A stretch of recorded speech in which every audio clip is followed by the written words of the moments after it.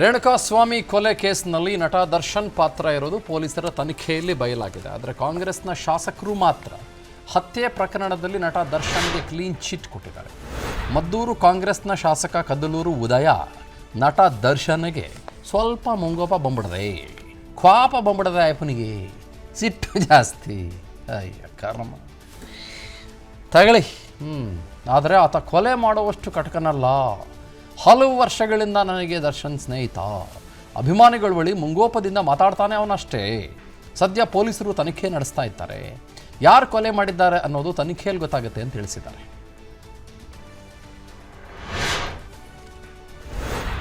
ಈಗ ಹತ್ಯೆ ಆಗಿರೋದು ಖಂಡನೀಯ, ಅದರಲ್ಲಿ ಎರಡನೇ ಮಾತಿಲ್ಲ. ಯಾರೇ ಹತ್ಯೆ ಮಾಡಿದ್ರು ಅದು ತಪ್ಪು, ಇಂಥದ್ದು ಆಗಬಾರ್ದು.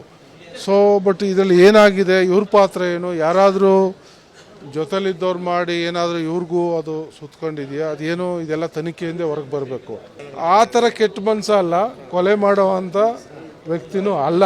ಇದು ಇಷ್ಟು ಒಳ್ಳೆ ವ್ಯಕ್ತಿತ್ವ, ಸ್ವಲ್ಪ ಸಿಡುಕು, ಮಾತಾಡೋದು ರಫ್ ಆ್ಯಂಡ್ ಟಪ್ಪು ಅದಿದೆ. ಇಷ್ಟಂತೂ ಸತ್ಯ, ಕೊಲೆಗಡಕ ಅಲ್ಲ ದರ್ಶನ್. ಒಳ್ಳೆ ವ್ಯಕ್ತಿತ್ವ ಇರುವಂಥ ವ್ಯಕ್ತಿ. ಸ್ವಲ್ಪ ಸಿಡುಕು ಮನೋಭಾವ ಇದೆ, ಯಾಕೆಂದರೆ ಅವ್ರದ್ದು ನಿಮ್ಗೆ ಗೊತ್ತು, ಎಲ್ಲ ಫ್ಯಾನ್ಸು ನೂಕಾಟ ಮಾಡಿ ಒಂಥರ ಸಿಡುಕು ಸ್ವಭಾವ. ಸಿಡುಕು ಅಲ್ಲೇ ಮಾಡಬೇಕು ಅನ್ನೋ ಉದ್ದೇಶ ಅಲ್ಲ. ನಾನು ತಿಳಿದಿದ್ದ ವಿಚಾರ ನಿಮ್ಗೆ ಹೇಳ್ತಾ ಇದ್ದೀನಿ. ಮಾತಾಡೋದು ಇದು ಸಿಡುಕಾಗಿ ನಿಮ್ಮ ಹತ್ರನೂ ಮಾತಾಡೋದು ಸ್ವಲ್ಪ ಹಂಗೆ ಮಾತಾಡೋದು, ಅದು ಬಿಟ್ರೆ ಕೊಲೆಗಡಕ ಆ ಥರ ಬುದ್ಧಿ ಇಲ್ಲ. ಇಷ್ಟಂತೂ ಸತ್ಯ. ಈಗ ಹತ್ಯೆ ಆಗಿರೋದು ಖಂಡನೀಯ, ಅದರಲ್ಲಿ ಎರಡನೇ ಮಾತಿಲ್ಲ. ಯಾರೇ ಹತ್ಯೆ ಮಾಡಿದ್ರು ಅದು ತಪ್ಪು, ಇಂಥದ್ದು ಆಗಬಾರ್ದು. ಸೊ ಬಟ್ ಇದರಲ್ಲಿ ಏನಾಗಿದೆ, ಇವ್ರ ಪಾತ್ರ ಏನು, ಯಾರಾದರೂ ಜೊತೆಲಿದ್ದವ್ರು ಮಾಡಿ ಏನಾದರೂ ಇವ್ರಿಗೂ ಅದು ಸುತ್ಕೊಂಡಿದೆಯಾ, ಅದೇನು, ಇದೆಲ್ಲ ತನಿಖೆಯಿಂದ ಹೊರಗೆ ಬರಬೇಕು. ಆ ಥರ ಕೆಟ್ಟ ಮನಸ್ಸ ಅಲ್ಲ, ಕೊಲೆ ಮಾಡೋವಂಥ ವ್ಯಕ್ತಿನೂ ಅಲ್ಲ. ಇದು ಸರ್, ನಿನ್ನೆ ಅಷ್ಟೇ CM ಸಿದ್ದರಾಮಯ್ಯನವರು ವಾರ್ನಿಂಗ್ ಕೊಟ್ಟಿದ್ರು, ಇದ್ರ ಬಗ್ಗೆ ಮಾತಾಡಲೇಬೇಡಿ, ಲಾಬಿನೂ ಮಾಡಬೇಡಿ, ಇದ್ರ ಬಗ್ಗೆ ಹೇಳಿಕೆನೇ ಕೊಡಬೇಡಿ ಅಂತ ಹೇಳಿ. ಆದರೆ ಇದೀಗ ಶಾಸಕರು ಮಾತಾಡ್ತಾ ಇರೋದು ನೋಡ್ತಾ ಇದ್ರೆ CM ಅವರು ಕೊಟ್ಟ ವಾರ್ನಿಂಗು ಬೆಲೆನೇ ಇಲ್ವಾ ಅಂತ. ಅವರು ಸ್ನೇಹಿತರಾಗಿರಲಿ, ಬಟ್ ಈ ಪ್ರಕರಣದಲ್ಲಿ ಬಾಯಿ ಬಿಡಬೇಡಿ, ಏನೋ ಮಾತಾಡಬೇಡಿ ಅಂತಂದ್ರು ಫ್ರೆಂಡು, ಅವರು ಕೋಪನೇ ಬರಲ್ಲ, ಕೊಲೆ ಮಾಡೋ ವ್ಯಕ್ತಿ ಅಲ್ಲ ಅಂತೆಲ್ಲ ಹೇಳಿಕೆ ಕೊಡ್ತಾರೆ. ಈಗ ಇವರು ಮದ್ದೂರು MLA ಕದಲೂರು ಉದಯ್ ಅಂತ ಭಾಳ ಫೇಮಸ್, ಬೇರೆ ಬೇರೆ ವಿಷಯಗಳಿಗೆ ಇವರು ಸಿಕ್ಕಾಪಟ್ಟೆ ಫೇಮಸ್ಸು. ಈ ಆಪರೇಷನ್ ನಡೆಸೋ ಟೈಮ್ನಲ್ಲೆಲ್ಲ ಇವ್ರ ಹೆಸರು ಭಾಳ ಮುಂಚೂಣಿಯಲ್ಲಿ ಬಂದಿತ್ತು. ಕದಲೂರು ಉದಯ್ ಅಂತ ಇವ್ರ ಹೆಸರು. ಇವರಿಗೆ ಟಿಕೆಟ್ ಸಿಕ್ಕಿದ್ದು ಕೂಡ ಭಾಳ ರಣರೋಚಕ, ಭಾಳ ಮುಂಚೂಣಿಯಲ್ಲಿದ್ದರು, ರಣರೋಚಕವಾಗಿ ಟಿಕೆಟ್ ತಗೊಂಡ್ರು, ಮದ್ದೂರಿಂದ ಗೆದ್ದರು, ಒಳ್ಳೆ ಕೆಲಸ ಮಾಡ್ತಾ ಇದ್ದಾರೆ ಪಾಪ. Nothing against him personally.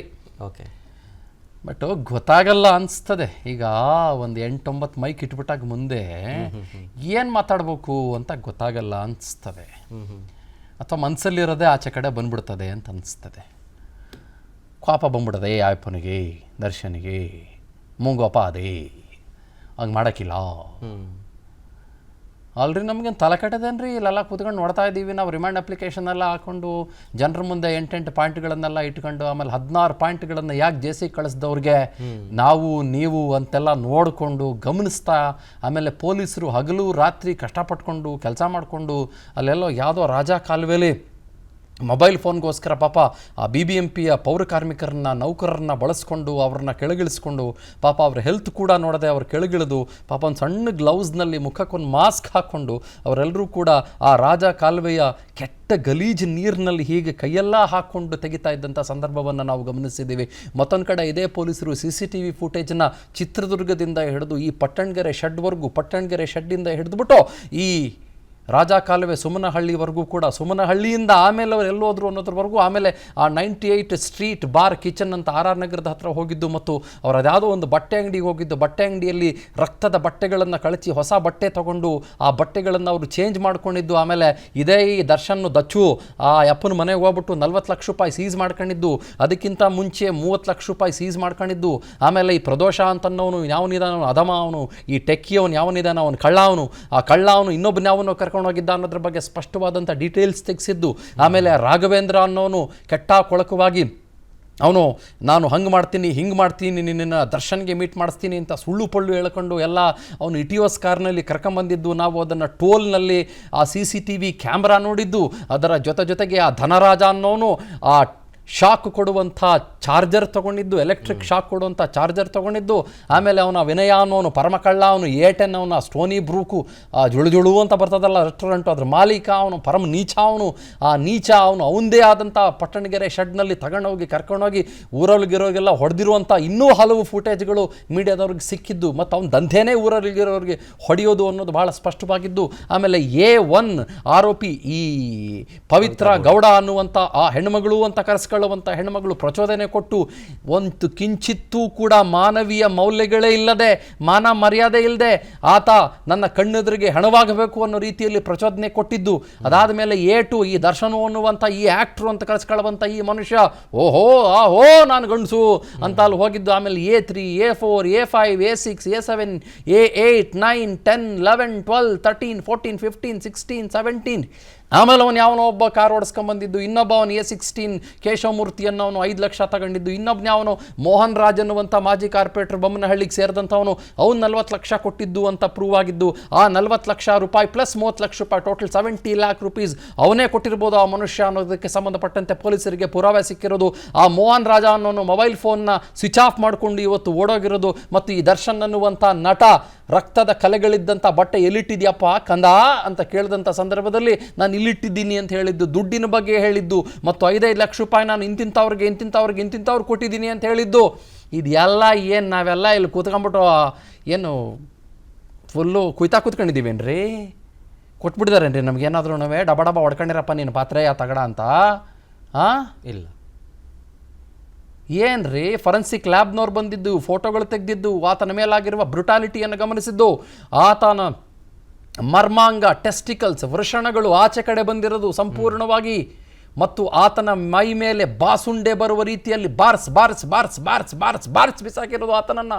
ಸುಮಾರು 25ಕ್ಕಿಂತ ಹೆಚ್ಚು ಗಾಯಗಳು ಆತನ ಬೆನ್ನ ಮೇಲೆ ಸಿಕ್ಕಿರೋದು. ಆತನ ತಲೆಯ ಒಳಗಡೆ ಆಲ್ಮೋಸ್ಟ್ ಯಾವುದೋ ಒಂದು ಬುಲೆಟ್ಟೇ ಹೋಗ್ಬಿಟ್ಟಿದೆಯೇನೋ ಅನ್ನುವ ರೀತಿಯಲ್ಲಿ ಸ್ಪಷ್ಟವಾದಂಥ ಸಂದರ್ಭದಲ್ಲಿ ಭಾಳ ನೇರವಾಗಿ ಡೀಟೇಲ್ಸ್ ಇರೋದು. ಮತ್ತು ಪೋಸ್ಟ್ ಮಾರ್ಟಮ್ ರಿಪೋರ್ಟ್ ಆ ಕಡೆ ಇಟ್ಬಿಡಿ, ಇವರು ಸಲ್ಲಿಸಿದಂಥ ಮೊದಲ ರಿಮ್ಯಾಂಡ್ ಅಪ್ಲಿಕೇಶನ್ನಲ್ಲಿ death due to multiple blunt injuries and haemorrhage ಅಂತ ಸ್ಪಷ್ಟವಾಗಿ ಕೊಟ್ಟಿರೋದು. ಮತ್ತು ಆತನ ಕೈಯನ್ನು ಎಲೆಕ್ಟ್ರಿಕ್ ಶಾಕ್ ಚಾರ್ಜರಿಂದ ಸುಟ್ಟಿರೋದು, ಮತ್ತು ಸಿಗರೇಟ್ನಿಂದ ಸುಟ್ಟಿರೋದು, ಆತನ ಮರ್ಮಾಂಗದಿಂದ ಹಿಡಿದು ಆತನ ಇಡೀ ದೇಹಕ್ಕೆ ಎಲೆಕ್ಟ್ರಿಕ್ ಶಾಕ್ ಕೊಟ್ಟಿರೋದು, ಆತನ ಮುಖಕ್ಕೆ ಹೊಡೆದಿರೋದು, ಆತನಿಗೆ ಪಂಚ್ ಮಾಡಿರೋದು, ಆತನ ಕೈ ಹಿಡ್ಕೊಂಡು ಕಾಲು ಹಿಡ್ಕೊಂಡು ಹೀಗೆ ರಪ್ ಅಂತ ಸಿನಿಮಾದಲ್ಲಿ ಎಸ್ದಂಗೆ ಯಾವುದೋ ಗಾಡಿಗೆ ಗುದ್ದಿರೋದು. ಆ ಗಾಡಿಗೆ ಗುದ್ದಿದ ಪರಿಣಾಮವಾಗಿ ಆತನ ಎಡಗಡೆ ಗಿವಿ ಸಂಪೂರ್ಣವಾಗಿ ಕಚಕ್ ಅಂತ ಕತ್ತರಿಸ್ಕೊಂಡು ಹೋಗಿರೋದು. ಮತ್ತು ನರಳಿ ನರಳಿ ನರಳಿ ನರಳಿ ನರಳಿ ನರಳಿ ನರಳಿ ನರಳಿ ನರಳಿ ನರಳಿ ನರಳಿ ಆ ಪೀಚಲು ದೇಹದ ನರಪೇತಲು ದೇಹದ ಎಷ್ಟೋ ಒಂದು 35-40-45 kg ವಯಸ್ಸು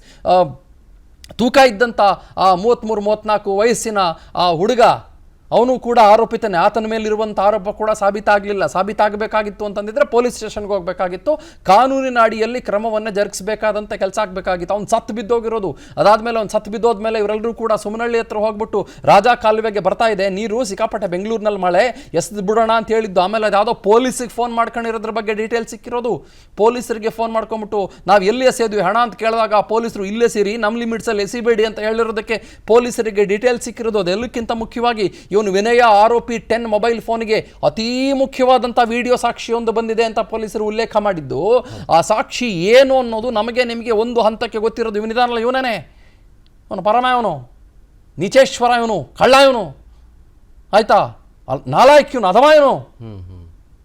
ಆಮೇಲೆ ಜೀಪ್ ವ್ರ್ಯಾಂಗ್ಲರ್, ರೂಬಿಕಾನ್ ಕಾರು, ಸ್ಕಾರ್ಪಿಯೋ ಕಪ್ಪು ಬಣ್ಣದ ಕಾರು, ಬಿಳಿ ಬಣ್ಣದ ಕಾರು, ಎಟಿಯೋಸ್ ಕಾರು ಊರಲ್ಲೆಲ್ಲ ಸಂಚಾರ ಮಾಡಿರೋದು, ಆಟೋದಲ್ಲಿ ಕೂಡ ಬಂದಿರೋದು, ಕರ್ಕೊಂಬಂದಿರೋದು, ಚಾಟ್ ಮಾಡಿರೋದು, ಎಲ್ಲ ಜನರ ಮುಂದೆ ಇಟ್ಟಾಗೋಯ್ತಲ್ರಿ. ಹೌದು. ಏನ್ರಿ ಶರತ್ ಹುಣ್ಸೋರ್, ನಿಜ ಅಂತಂದ್ರಿ ಯಾವ ಮದ್ದೂರು ಶಾಸಕರಿಗೆ ಬಂದು ಬಡ್ಕೊಂಡಿರೋದ್ರಿ. ಇಷ್ಟೆಲ್ಲ ಗೊತ್ತಿದ್ರು ಸ್ನೇಹಿತರು ಅಂತೇಳಿ ಮಾತಾಡ್ತಿರೋದು. ಏನ್ರಿ ಶಾಸಕರೇ ಕೋಪ ಬಂದ್ಬಿಡದೆ ಕೋಪ.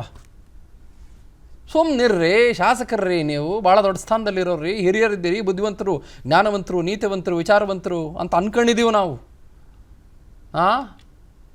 ಧನವಂತರು, ಬಲಾಢ್ಯರು, ತಿಳಿದವರು, ಬಲ್ಲವರು, ಗೊತ್ತಿರೋರು, ಹಿರಿಯರು, ಸುಭಗರು, ಜ್ಞಾನಿಗಳು ಅಂತ ಅನ್ಕೊಂಡಿದ್ದೀವಿ ನಾವು. ಕೊಲೆ ಮಾಡೋವನಲ್ಲ, ಇದು ಮಾಡೋವನಲ್ಲ ಅಂತಂದರೆ ಅದರ ಜೊತೆಗೆ ಡಬಲ್ ಸ್ಟ್ಯಾಂಡರ್ಡ್ಸು. ಪೊಲೀಸರು ತನಿಖೆ ಮಾಡ್ತಾ ಇದ್ದಾರೆ, ಎಲ್ಲ ಗೊತ್ತಾಗ್ತದೆ. ತನಿಖೆ ಮಾಡೋಕ್ಕೆ ಬಿಡ್ರಿ, ಹೋಗ್ಲಿ ಅತ್ಲಾಗೆ. ಆಮೇಲೆ ಇದನ್ನು ಮಾತಾಡ್ತಾ ಇರುವಾಗ ನನ್ನನ್ನು ಕೇಳ್ತಾರೆ, ಏನೋ ಚಂದನ್ ಶರ್ಮಾ ನಿನಗೆ ಗೊತ್ತೇನೋ? ಗೊತ್ತ್ರಿ ನನಗೆ. ನಾನು ರಿಮ್ಯಾಂಡ್ ಕಾಪಿನ ಪೇಜ್ 1 ಪೇಜ್ 12 29 ಸಲ ಓದಿದ್ದೀನಿ ನಾನು. ಇವನನ್ನು ಕೇಳಿ A1 A17 ಯಾವನು ಅಂತ ಕೇಳಿ ನಾನು ನಿಮ್ಗೆ ಹೇಳ್ತೀನಿ. ಇದರಲ್ಲಿ ಹೇಳ್ತೀನಿ ಕೇಳಿ. A2 A9 Darshan Dhanaraja A10 ಎಲ್ಲರ ವಿಷಯ ಹೇಳ್ತೀನಿ ನಾನು ನಿಮಗೆ. ಇದೇನು ಹಾಕಲೇಬೇಕಾಗಿಲ್ಲ, ನನ್ನ ತಲೆಯಲ್ಲೇ ಇದೆ ಯಾರ್ಯಾರು ಅಂತ. ಆ ದೋಷ ಇರುವಂಥ ಪ್ರದೋಷನಿಂದ ಹಿಡಿದು ಆ ವಿನಯನವರೆಗೂ ಡೀಟೇಲ್ಸ್ ಗೊತ್ತು ನನಗೆ. I completely studied this remand application. ಗೊತ್ತು ನೋಡಿ ನನಗೆ, ಗೊತ್ತು. I have studied the remand application provided by the police. ಸುಮ್ಮನೆ ಉಲ್ಟಾ ಪಲ್ಟಾ ಲಲ್ಟು ಪುಟ್ಟು ಮಾತಾಡ್ಬಿಡ್ರಿ, ಮಾತಾಡ್ಕೊಂಡು ಕೂತ್ಕೊಂಡ್ಬಿಡ್ರಿ. ಅದಲ್ವೇನ್ರಿ ನಿಮಗೆ ಅಷ್ಟೂ? ಯಾರೇ ನೀವು? ಕದಲೂರು ಉದಯ್. ಕಮಾನ್, ಇಸ್ ನಾಟ್ ರೈಟ್. ಒಳ್ಳೆದಲ್ಲ ಆಯ್ತು. ಅನುಕ್ಷಣದ ಸುದ್ದಿಗಳಿಗಾಗಿ ವಿಸ್ತಾರ ನ್ಯೂಸ್ ಯೂಟ್ಯೂಬ್ ಚಾನೆಲ್ ಸಬ್ಸ್ಕ್ರೈಬ್ ಮಾಡಿ. ಹೊಸ ಸುದ್ದಿಗಳ ನೋಟಿಫಿಕೇಶನ್ಗಾಗಿ ಬೆಲ್ ಐಕಾನ್ ಕ್ಲಿಕ್ ಮಾಡಿ. ಲೇಟೆಸ್ಟ್ ಅಪ್ಡೇಟ್ಸ್ಗಾಗಿ www.vistaranews.com ವೆಬ್ಸೈಟ್ಗೆ ವಿಸಿಟ್ ಮಾಡಿ. ಅಂಗೈಯಲ್ಲೇ ಜಗತ್ತಿನ ಸುದ್ದಿ ತಿಳಿಯಲು ವಿಸ್ತಾರ ನ್ಯೂಸ್ ಕನ್ನಡ ಆಪ್ ಡೌನ್ಲೋಡ್ ಮಾಡಿ.